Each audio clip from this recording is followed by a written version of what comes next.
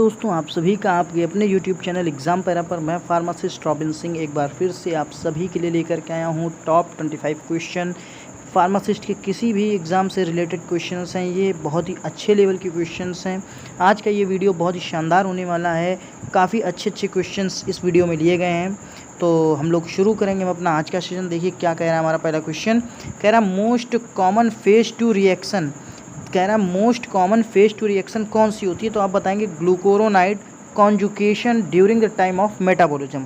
ठीक है ना, जब मेटाबॉलिज्म होता है जाकर के उस टाइम पे ग्लूकोरोनाइड कॉन्जुगेशन होता है जाकर के या कॉन्जुगेशन होता है जाकर के, तो ये जो है कॉमन फेज 2 रिएक्शन है। तो आपसे सीधे सीधे पूछा जाएगा मोस्ट कॉमन फेज 2 रिएक्शन क्या है? Glucuronide conjugation during the time of metabolism. ठीक है ना, बढ़ेंगे अगले क्वेश्चन की तरफ। देखिए अगला क्वेश्चन क्या कह रहा है हमारा। कह रहा है कि muscarinic receptor M4 are mainly located at. वैसे मस्करैनिक रिसेप्टर कहते हैं किसको हैं? M1 से लेकर के M5 तक के जो रिसेप्टर हैं इनको हम लोग मस्करैनिक रिसेप्टर कहते हैं, जिनमें से M4 रिसेप्टर जो हमारा है वो कहाँ पे पाया जाता है? CNS यानी central nervous system. Central nervous system में मस्करैनिक रिसेप्टर्स में से जो एक होता है M4, वो मेनली लोकेटेड होता है जाकर के कहाँ? सेंट्रल नर्वस सिस्टम में। तो आपको सीधे सीधे बताना है कि muscarinic receptor M4 are mainly located at CNS यानी सेंट्रल नर्वस सिस्टम। फिर हम लोग अगले क्वेश्चन की तरफ बढ़ेंगे जाकर के। देखिए बहुत ही अच्छा, बहुत ही ज़बरदस्त क्वेश्चन है, किसी ना किसी एग्जाम में आपसे ज़रूर पूछा जाएगा। कह रहा है propranolol is contraindicated in patient with myasthenia gravis. अगर कोई भी पेशेंट मिस्थेनिया ग्रेविस का है तो उसमें हमारा प्रोप्रेनोलॉल जो है वो कॉन्ट्राइंडिकेट हो जाता है जाकर के। ठीक है ना, कॉन्ट्राइंडिकेट हो जाता है प्रोप्रेनोलॉल किसमें? मिस्थेनिया ग्रेविस में। ठीक है ना, पेशेंट कोई मिस्थेनिया ग्रेविस के साथ है तो प्रोप्रेनोलॉल हमारा कॉन्ट्राइंडिकेटेड हो जाता है। फिर हम लोग अगले क्वेश्चन की तरफ बढ़ेंगे जाकर के। Is a cholinesterase reactivator. कह रहा है इनमें से कौन सा कोलिन स्ट्रेस रीएक्टिवेटर है? आपको आंसर करना है प्रेलिडॉक्सिम। सीधे सीधे देखिए क्लासिफिकेशन से क्वेश्चन है। कह रहा है कोलिन स्ट्रेस रीएक्टिवेटर, आपको सीधे सीधे आंसर करना है प्रेलिडॉक्सिम। अगले क्वेश्चन की तरफ बढ़ेंगे जाकर के। देखिए क्या कह रहा है हमारा अगला क्वेश्चन। कह रहा है कि फेंटोलामीन या फेंटोलामाइन, बहुत ही अच्छा क्वेश्चन है। Phentolamine is competitive antagonism of. कह रहा है फेंटोलामाइन जो होता है वो कॉम्पिटिटिव एंटागोनिज्म होता है किसका? नॉर एड्रीनलिन का। नॉर एड्रीनलिन को कॉम्पिटिटिव जा करके एंटागोनाइज कर देता है फेंटोलामाइन। तो phentolamine is competitive antagonism of nor adrenaline, यानी नॉर एड्रीनलिन को अगर एंटागोनाइज करना है, इसके एक्शन को न्यूट्रल करना है, तो फेंटोलामाइन हम लोग देंगे जाकर के। ठीक है ना, फिर अगले क्वेश्चन की तरफ बढ़ेंगे जाकर के। देखिए अगला क्वेश्चन क्या कह रहा है, बहुत ही ज़बरदस्त क्वेश्चन है। कह रहा है antidote of organophosphate poisoning. Organophosphate की अगर पॉइजनिंग हो जाती है तो हम कौन सा एंटीडोट देंगे? बहुत सारे एग्जाम्स में पूछा हुआ क्वेश्चन है ये। तो एंटीडोट ऑफ ऑर्गेनोफॉस्फेट पॉइजनिंग आपको बताना है एट्रोपिन ऑप्शन मिल जाए तो एट्रोपिन भी है, प्रेलिडॉक्सिम मिल जाए तो प्रेलिडॉक्सिम भी है। दोनों ऑप्शंस आपको दिए जाते हैं और दोनों ही ऑप्शन सही हैं, एट्रोपिन और प्रेलिडॉक्सिम। अगर एट्रोपिन दिया जाएगा तो प्रेलिडॉक्सिम नहीं दिया जाएगा, प्रेलिडॉक्सिम दिया जाएगा तो एट्रोपिन नहीं दिया जाएगा, या तो फिर आंसर आपको ऐसे दिए जाएंगे कि ए बी दोनों, ए या बी, है ना। तो एट्रोपिन और प्रेलिडॉक्सिम दोनों ही ऑर्गेनोफॉस्फेट्स की पॉइजनिंग में हम लोग एज अ एंटीडोट, एंटीडोट का मतलब जो जा करके रिवर्स कर दें पॉइजन के इफेक्ट को, जा करके न्यूट्रल कर दें, जा करके पॉइजन के इफेक्ट को कम कर दें, उसको कहते हैं एंटीडोट। ठीक है ना, तो एंटीडोट की तरह इस्तेमाल करते हैं एट्रोपिन और प्रेलिडॉक्सिम का ऑर्गेनोफॉस्फेट की पॉइजनिंग में। फिर हम लोग अगले क्वेश्चन की तरफ पढ़ेंगे जाकर के। देखिए क्या कह रहा है हमारा अगला क्वेश्चन। कह रहा है फाइजोस्टिगमिन एंड नियोस्टिगमिन पॉइजनिंग। अगर कह रहा है फाइजोस्टिगमिन की या नियोस्टिगमिन की पॉइजनिंग हो जाए तो हम लोग क्या देंगे जाकर के? प्रेलिडॉक्सिम। तो देखिए वही बात आ गई। देखिए ये क्या है, फाइजोस्टिगमिन एंड नियोस्टिगमिन क्या है? ऑर्गेनोफॉस्फेट कैटेगरी के हैं। ठीक है ना, तो यहाँ प्रेलिडॉक्सिम का इस्तेमाल कर रहे हैं, यानी फाइजोस्टिगमिन और नियोस्टिगमिन अगर हम लोग देते हैं किसी को, इसकी पॉइजनिंग हो जाती है तो हम लोग इस पॉइजनिंग को कम करने के लिए कौन सी दवा देंगे? प्रेलिडॉक्सिम वाली दवा देंगे जाकर के। ठीक है ना, प्रेलिडॉक्सिम देंगे जाकर के। तो फाइजोस्टिगमिन एंड नियोस्टिगमिन पॉइजनिंग, इसके लिए हम लोग क्या देंगे? प्रेलिडॉक्सिम। फिर हम लोग अगले क्वेश्चन की तरफ बढ़ेंगे जाकर के। देखिए हमारा क्वेश्चन नंबर 8 क्या कह रहा है, कह रहा है receptor shows the slowest response. कह रहा है बॉडी में ऐसा कौन सा रिसेप्टर है जो सबसे स्लो रिस्पांस शो करता है, तो आप बताएंगे स्टेरॉइड रिसेप्टर। ऐसा रिसेप्टर जिनमें स्टेरॉइड दिया जाता है वो स्लो रिसेप्टर होते हैं जाकर के, तो स्टेरॉइड रिसेप्टर्स जो होते हैं वो स्लोवेस्ट रिसेप्टर होते हैं जाकर के, जिनका रिस्पांस ही स्लो होता है जाकर के, है ना। बड़ा रिस्पांस स्लो जो है शो करेंगे जाकर के, बहुत ही धीमा रिस्पांस होता है। और अगर पूछ दीजिए फास्टेस्ट रिसेप्टर यानी फास्ट रिसेप्टर कौन सा है, तो आपको बताएंगे लाइगेंड गेटेड आयन चैनल। तो लाइगेंड गेटेड आयन चैनल जो है वो फास्टेस्ट रिसेप्टर होता है जाकर के बॉडी में, ये चीज़ आपको याद रखनी है। फिर अगले क्वेश्चन की तरफ पढ़ेंगे जाकर के, देखिए बहुत ही सुंदर क्वेश्चन, बहुत ही अच्छा क्वेश्चन। कह रहा है कि agent irreversibly bound with acetylcholinesterase hormones. ऐसा एजेंट जो इरिवर्सिबल बाउंड हो जाता है एसिटाइल कोलिन एस्ट्रेस हार्मोन से, वो है डाइसोप्रोपिल फ्लोरोफॉस्फेट और इकोथायोफेट। बहुत ही अच्छा क्वेश्चन है, दोनों में से कोई ना कोई ऑप्शन मिलेगा, डाइसोप्रोपिल फ्लोरोफॉस्फेट या इकोथायोफेट। तो agent irreversibly bound with acetylcholinesterase hormones diisopropyl fluorophosphate या इकोथायोफेट, दोनों ही हैं। फिर क्वेश्चन नंबर 10 की तरफ पढ़ेंगे जाकर के, देखिए बहुत ही अच्छा क्वेश्चन है ये भी। कह रहा है in urinary incontinence following drug is widely used, darifenacin. कह रहा है इन यूरिनरी इनकॉन्टिनेंस, मतलब इस तरीके से समझिए कि अगर यूरिनरी ट्रैक्ट में कोई इन्फेक्शन है, कोई दिक्कत है, कोई प्रॉब्लम है, कोई एबनॉर्मलिटीज़ है, तो हम लोग क्या देंगे जाकर के दवा, तो डेरिफेनासिन देंगे जाकर के, है ना। In urinary incontinence following drug is widely used, जिसको बड़े स्तर पे इस्तेमाल करते हैं वो है डेरिफेनासिन, ठीक है ना। इस क्वेश्चन को सीधे एज इट इज़ आप लोग याद करेंगे। फिर क्वेश्चन नंबर 11 की तरफ चलते हैं। देखिए दोस्तों ये सारे ही क्वेश्चन बहुत ही धांसू टाइप के हैं, बहुत ही इंपॉर्टेंट क्वेश्चन है, तो आपको ये सारे क्वेश्चन याद कर लेने, रट लेने। अगर आज आपने इन क्वेश्चन को याद कर लिया तो आप यकीन मान के चलिए आपको ये बहुत ही ज़्यादा बेनिफिट मिलने वाला है अपने आगामी जो फार्मासिस्ट के एग्ज़ाम है उसमें। Of the following is CYP450 enzymes inhibition. तो आप बताएंगे ग्रेप जूस जो है ये इस एंजाइम को जाकर के इनहिबिट कर देता है जाकर के CYP450 एंजाइम को, ठीक है ना। तो जो ग्रेप जूस है वो क्या करेगा जाकर के CYP450 एंजाइम्स को इनहिबिट कर देगा जाकर के।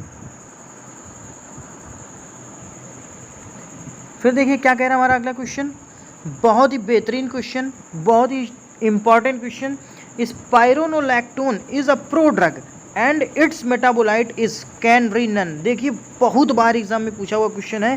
कह रहा है स्पाइरोनोलैक्टोन, पहली बात तो देखिए दो क्वेश्चन है, स्पाइरोनोलैक्टोन हमारी क्या है, एक प्रो ड्रग है, ठीक है ना, प्रो ड्रग है। Spironolactone is a prodrug and its metabolite, और जब ये टूटती है तो ये किस में कन्वर्ट हो जाती है जाकर के कैनरिनन में।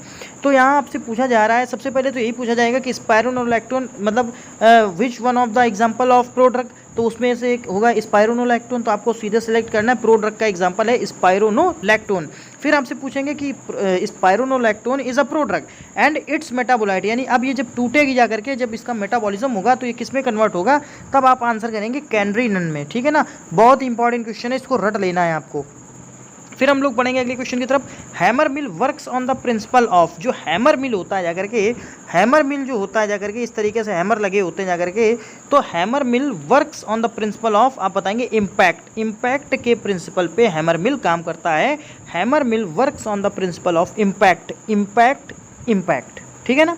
तो हैमर मिल इम्पैक्ट के प्रिंसिपल पे काम करता है। बढ़ेंगे अगले क्वेश्चन का। क्वेश्चन क्या कह रहा है, बहुत ही अच्छा क्वेश्चन है। कह रहा है plasticizer are added in plastic to provide. देखिए प्लास्टिसाइजर जो होते हैं उनको हम लोग प्लास्टिक में क्यों डालते हैं जाकर के, क्योंकि ये फ्लेक्सिबिलिटी प्रोवाइड करवाते हैं जाकर के। क्या प्रोवाइड करवाते हैं, फ्लेक्सिबिलिटी। तो plasticizer are added in plastic to provide flexibility. फिर अगला क्वेश्चन क्या कह रहा है, one of these mills is used for size reduction of fibrous material. One of these mills is used for size reduction of fibrous material. जो भी fibrous material होता है जाकर के, जो भी फाइब्रस मटेरियल होता है जाकर के, उसके साइज रिडक्शन के लिए हम लोग क्या करते हैं जाकर के, जिसमें फाइबर्स होते हैं जाकर के, हम लोग कटर मिल का इस्तेमाल करते हैं जाकर के। किसका, तो फाइब्रस मटेरियल के लिए हम लोग सब फाइब्रस मटेरियल का साइज रिडक्शन करेंगे तो कटर मिल का इस्तेमाल करेंगे। Size reduction of fibrous material with cutter mill, तो कटर मिल का इस्तेमाल करते हैं साइज रिडक्शन में, किसके, फाइब्रस मटेरियल में, ठीक है ना। अब अगले क्वेश्चन की तरफ पढ़ेंगे जाकर। देखिए हमारा अगला क्वेश्चन क्या कह रहा है, कह रहा है देखिए बहुत ही अच्छा क्वेश्चन है, ये क्वेश्चन भी बहुत बढ़िया क्वेश्चन है। आज के सारे क्वेश्चन बहुत अच्छे हैं। Transfusion bottles are made of, जो ट्रांसफ्यूज़न वाली बॉटल्स होती हैं वो किससे बनती हैं जाकर के, किस कंपाउंड से बनती हैं, तो आप बताएंगे बोरोसिलिकेट ग्लास से। बोरोसिलिकेट ग्लास से ट्रांसफ्यूज़न की जो बॉटल्स होती हैं वो बनती हैं जाकर के। तो सीधे सीधे आपसे पूछा जाएगा कि transfusion bottles are made up of, तो आप बताएंगे बोरोसिलिकेट ग्लास। फिर हम लोग अगले क्वेश्चन की तरफ बढ़ेंगे। क्वेश्चन नंबर 17 देखिए क्या कह रहा है। कह रहा है कि roller mill works on the principle of, जो रोलर मिल होता है, जो रोलर होता है, जैसे कि आपने देखा होगा गन्ना वाली मशीन देखी होगी, गन्ने वाली, जिसमें गन्ने का जूस निकलता है, तो वो एक तरीके से रोलर मिल होता है, ऐसे आप समझ लीजिए, ठीक है ना। तो किस में काम करती है, कंप्रेशन में काम करती है। Roller mill works on the principle of compression, compressed कर देती है चीज़ों को, ठीक है ना, चीज़ों को दबा देती है जाकर के, तो कंप्रेशन पे काम करती है, कंप्रेशन के प्रिंसिपल पे रोलर मिल। सीधे सीधे याद करना है कि roller mill works on the principle of compression. Hammer mill impact पे काम करती है जाकर के। Fluid energy mill impact and attrition पे काम करती है जाकर के। तो ये कुछ प्रिंसिपल हैं, ठीक है ना, साइज रिडक्शन के। फिर अगले क्वेश्चन की तरफ बढ़ेंगे। एम्प्यूल्स जनरली कंटेन्स, देखिए जो एम्प्यूल होते हैं, एम्प्यूल में क्या होता है, सिंगल डोज पेरेंट्रल प्रोडक्ट होता है। पेरेंट्रल का मतलब जो कि हम लोग इंटेस्टाइन में ना जाकर के सीधे ब्लड में पहुंच जाए, इसको कहते हैं पेरेंट्रल, पैरा धन इंटरनल, ठीक है ना। तो पेरेंट्रल हो गया जाकर के। एम्प्यूल जनरली, एम्प्यूल्स जो सामान्यतः कंटेन करते हैं क्या, सिंगल डोज पेरेंट्रल प्रोडक्ट। आप देखते होंगे जो एम्प्यूल आते हैं और एक आता है वायल, तो एम्प्यूल की शीशी ऐसी होती है और वायल की शीशी इस तरीके से बड़ी होती है। तो वायल में मल्टी डोज होता है जाकर के, एम्प्यूल ये सिंगल डोज होता है जाकर के। सिंगल डोज यानी वन टाइम के इस्तेमाल के लिए होता है एम्प्यूल, है ना। तो सिंगल डोज पेरेंट्रल प्रोडक्ट में हम लोग एम्प्यूल्स का इस्तेमाल करते हैं। फिर अगले क्वेश्चन की तरफ बढ़ेंगे जाकर। क्वेश्चन नंबर 19 क्या कह रहा है, बहुत ही शानदार क्वेश्चन है। देखिए क्या कह रहा है क्वेश्चन नंबर 19, कह रहा है फेरस और manganese oxide is added during the manufacturing of glass container to make. कह रहा है ग्लास कंटेनर जब हम लोग बनाते हैं तो उस ग्लास कंटेनर में हम लोग फेरस ऑक्साइड डाल देते हैं या मैग्नीज ऑक्साइड डाल देते हैं। किस वजह से डालते हैं, कह रहा है कलर्ड ग्लास, यानी जो ग्लास हमारा है या जो कंटेनर हमारा ग्लास का बनेगा जाकर वो कलर्ड हो और suitable for light sensitive drug. मतलब अगर कोई भी ऐसी ड्रग है जो लाइट से सेंसिटिविटी शो करती है, यानी अगर प्रकाश में वो ड्रग गई तो हो सकता है उसका ऑक्सीडेशन हो जाए, रिडक्शन हो जाए, कुछ भी हो जाए, ठीक है, या हमारा जो मेडिसिन है, मेडिकामेंट है, वो इनएक्टिवेट हो जाए, ठीक है, प्रेसिपिटेटेड हो जाए, तो कुछ भी हो सकता है। तो जो भी लाइट सेंसिटिव ड्रग होती हैं, ठीक है, उनको हम लोग स्टोर करते हैं कलर्ड ग्लास में। कौन सी कलर्ड ग्लास में, आपने देखा होगा कि ब्राउन कलर की ग्लासें आती हैं, ब्राउन कलर की शीशी आती है ना। तो उसमें क्या मिला होता है, फेरस और मैग्नीज ऑक्साइड मिला होता है। क्यों मिलाया जाता है, क्योंकि ये ग्लास को कलर्ड बना देती हैं और suitable for light sensitive drug, और ऐसी ड्रग्स के लिए सुटेबल कर देती हैं जो लाइट के लिए सेंसिटिव हैं। फिर हम लोग अगले क्वेश्चन देखिए, हमारा अगला क्वेश्चन क्या कह रहा है, in aerosol dip tube is usually made of. कह रहा है एरोसोल जो होता है जाकर के, एरोसोल जैसे कि आप डालते हैं जाकर के क्या, जैसे आप लोग डालते हैं जाकर के डिओड्रेंट, तो डिओड्रेंट एरोसोल कैटेगरी के होते हैं जाकर। एरोसोल का मतलब जब आप उसको डालते हैं तो छोटी छोटी बूंदें जो है कन्वर्ट हो जाती हैं जाकर के, है ना, एयर के साथ में जब सोल्यूशन निकल जाए तो उसको कहते हैं एरोसोल, है ना। सोल्यूशन का मतलब हो गया जाकर के जब लिक्विड पदार्थ जो है निकले एयर के साथ में, तो उसको वो हो जाता है आपका एरोसोल। तो एरोसोल में जो डिप ट्यूब होती है जाकर के वो यूजली किसकी बनी होती है जाकर के, पॉलीप्रोपाइलिन की। किसकी बनी होती है, पॉलीप्रोपाइलिन की। In aerosol dip tube is usually made of polypropylene. फिर हम लोग अगले क्वेश्चन की तरफ बढ़ेंगे जाकर के। देखिए क्या कह रहा है, जाकर कि ingredient is added in a borosilicate glass to import chemical stability and heat resistance. कह रहा है इंग्रेडिएंट जो हम लोग डालते हैं बोरोसिलिकेट ग्लास में, किस वजह से, कि ताकि उसकी केमिकल की जो स्टेबिलिटी है वो बढ़ जाए एंड हीट रेजिस्टेंस हो जाए, और जो हमारी बॉटल है, जो ग्लास हमारा है, वो हीट रेजिस्टेंस हो जाए, यानी उसके उस बॉटल पे जो टेम्परेचर है उसका या ताप का कोई प्रभाव ना पड़े। तो हम लोग डालते हैं क्या, बोरिक एसिड, है ना। Ingredient is added in borosilicate glass. Borosilicate glass में कौन सा इंग्रेडिएंट डालते हैं जिससे कि केमिकल की स्टेबिलिटी बनी रहे हमारी, है ना, और हीट रेजिस्टेंस हो जाए, तो बोरिक एसिड हम लोग डालते हैं। तो सीधे सीधे क्वेश्चन आंसर एक बार देखेंगे कि ingredient is added in borosilicate glass to import chemical stability and heat resistance, answer करेंगे बोरिक एसिड। फिर हम लोग अगले क्वेश्चन की तरफ बढ़ेंगे। क्वेश्चन नंबर 22, देखिए बहुत ही अच्छा क्वेश्चन है ये भी। आज के सारे क्वेश्चन बढ़िया, मैं आपसे फिर कह रहा हूँ। Hydrolytic resistance test is performed on glass to check. कह रहा है हाइड्रोलिटिक रेजिस्टेंस टेस्ट होता है, hydrolytic resistance test is perform, ये किया जाता है क्यों, ऑन ग्लास यानी शीशी के ऊपर किया जाता है, ठीक है, on glass to check liberation of alkali. हम लोग ये देखते हैं कि ये जो ग्लास है, ये जो हमारी शीशी है, ये कितना लिब्रेट कर रही है एल्कली को, है ना। चूँकि हाइड्रोलिटिक रेजिस्टेंस की बात हो रही है, hydrolytic resistance test is performed on glass to check liberation of alkali, कितना लिबरेट कर रही है एल्कली, कितना एल्कली इससे रिलीज हो रहा है, ये हम लोग देखते हैं। फिर कह रहा है soda lime glass is not suitable for parenteral solution because, देखिए जो भी पेरेंट्रल सॉल्यूशन होते हैं जाकर के, जो सीधे ब्लड में मिला दिए जाते हैं जाकर के, जो सीधे जाकर के ब्लड में मिल जाते हैं, या जिनको हम लोग आईवी दे देते हैं, ठीक है, या आईएम दे देते हैं, तो उसको कहते थे पेरेंट्रल, यानी जिसको आप मुंह से नहीं देंगे, ओरली नहीं देंगे, बाकी किसी भी रूट से दे सकते हैं, तो पेरेंट्रल हो जाएगा, ठीक है ना। तो इसमें क्या है, soda lime glass is not suitable for parenteral solutions, parenteral solutions के लिए सोडा लाइम ग्लास सुटेबल नहीं होती, क्यों? क्योंकि it release alkali in solution, ये क्या करता है, ये एल्कली को रिलीज कर देता है सॉल्यूशन में। कौन सा? Soda lime glass. Soda lime glass is not suitable for parenteral solution because it release alkali in solution. फिर हम लोग अगले क्वेश्चन की तरफ बढ़ेंगे, क्वेश्चन नंबर 24, देखिए क्या कह रहा है, काफ़ी अच्छा क्वेश्चन है। वल्कनाइजिंग एजेंट इन रबर, ये देखिए जीएस का भी क्वेश्चन है कि रबर में जब हम लोग वल्कनाइजेशन करते हैं, यानी रबर को जब हम लोग हार्ड करते हैं जाकर के, तो उसमें हम लोग क्या मिलाते हैं, कौन सा एजेंट मिलाते हैं? वल्कनाइजिंग एजेंट जिसको कहते हैं वो होता है सल्फर। और कितने परसेंट मिलाते हैं ये भी याद करिए, 2% मिलाते जाकर के। तो vulcanizing agent in rubber is sulphur, कितने परसेंट? 2%। क्वेश्चन नंबर 25 की तरफ चलेंगे जाकर के, देखिए क्या कह रहा है, फ्लैकिंग is a problem associated with container made of soda lime glass, ठीक है ना। कह रहा फ्लैकिंग इज अ प्रॉब्लम, फ्लैकिंग जो है एक प्रॉब्लम है, समस्या होती है जाकर किससे जुड़ी हुई है? कंटेनर से जुड़ी है। और कौन सा कंटेनर होता है? सोडा लाइम ग्लास वाले कंटेनर जो होते हैं, सोडा लाइम ग्लास वाले कंटेनर जो जितने भी हैं उनमें एक समस्या होती है जिसको कहते हैं फ्लैकिंग।